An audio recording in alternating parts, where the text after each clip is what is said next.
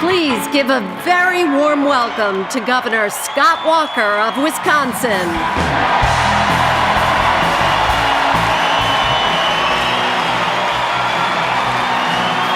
Thank you. Thank you. Thank you and good evening. On June 5th, voters in Wisconsin were asked to choose between going backwards to the days of double-digit tax increases, billion-dollar budget deficits, and record job loss, or moving forward with reforms that lowered the tax burden, balanced the budget, and helped small businesses create more jobs. On June 5th, voters in my swing state were asked to decide if they wanted elected officials who measure success by how many people are dependent on the government, or if they wanted leaders who believe success is measured by how many people are not dependent on the government because they control their own destiny in the private sector. On June 5th, voters in Wisconsin got to determine who was in charge. Was it the big government special interest in Washington or the hardworking taxpayers of our state? The good news is that on June 5th, the hardworking taxpayers won.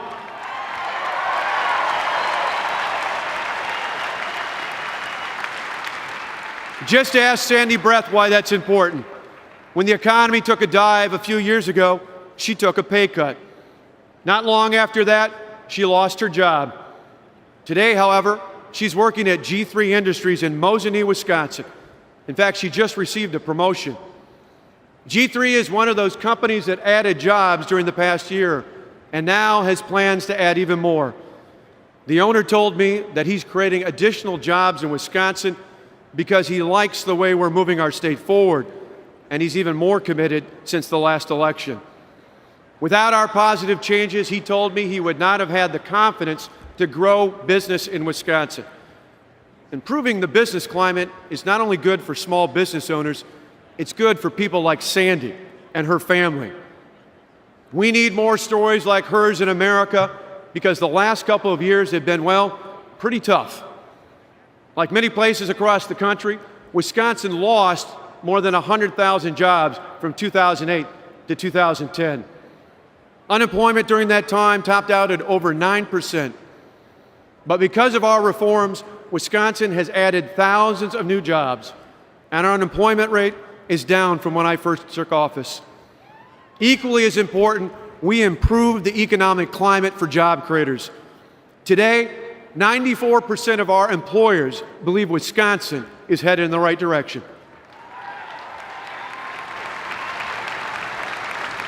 That compares to just 10% who thought the same thing just 2 years ago.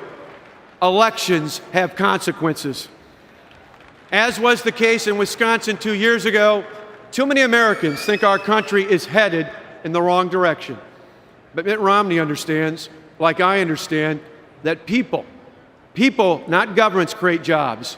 With that in mind, my administration is making it easier for people to create jobs in Wisconsin. Our reforms put the hardworking taxpayers back in charge, people like Sandy Breath. Sadly, the federal government seems to be going in the opposite direction. Nationally, we've experienced 42 consecutive months of unemployment above 8%. Last month, 44 of the 50 states saw an increase in the unemployment rate. More than 12 million of our fellow citizens are unemployed. We need someone to turn things around in America. That leader is Governor Mitt Romney.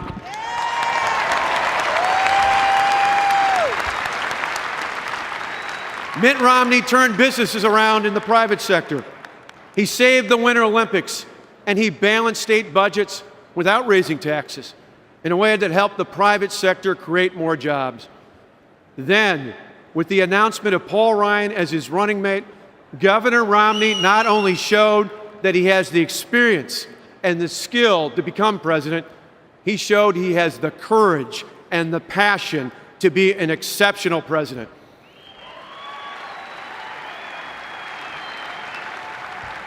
With this pick, he showed that the R next to his name doesn't just stand for Republican, it stands for reformer.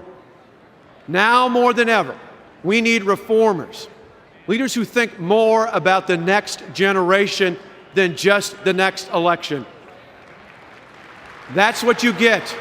That's what you get from Mitt Romney and Paul Ryan. Now, in a few weeks, we will celebrate the 225th anniversary of our federal Constitution.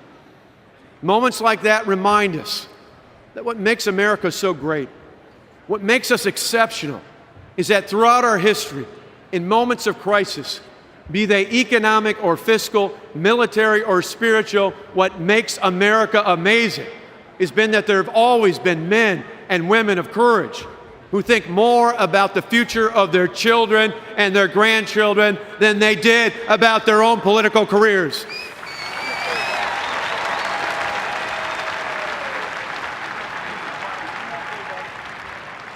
Let this be one of those moments.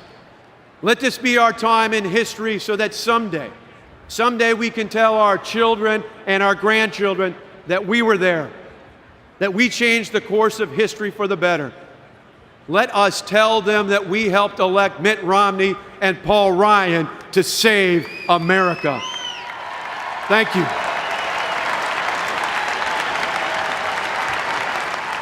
Ladies and gentlemen,